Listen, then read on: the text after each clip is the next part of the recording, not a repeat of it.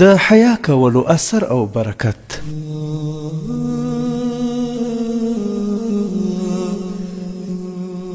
په امریکا کې یو ښار دی په نوم د ګلاسیکو.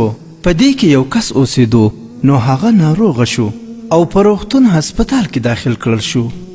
3 ورځو پورې هلته داخل و. په 4مه ورځ باندې یوې نرسې ورته وویل چې تاسو زما سره واده وکړئ. هغه ورته وویل چې ولې؟ زه خو مسلمان یم، زما او ستا سره وخت نه تیریږي. هغې نرسې ورته وویل چې زه به مسلمانه شم. پوښتنه یې ترې وکړه چې ولې مسلمانېږي؟ نرسې ورته وویل چې زما په هسپتال کې چې څومره هم ډاکټران دي، ما تر نن ورځ پورې یو کس هم نه دی لیدلی چې هغه د پردي ښځې نه سترګې اړولې وي. ما سوا داستانه ته زما په ژوند کې اولنی کس یې کوم چې ښځې ویني نو سترګې لاندې کړي.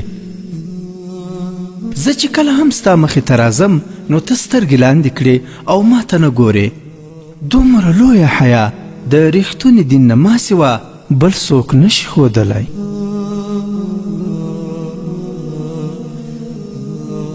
عبرت.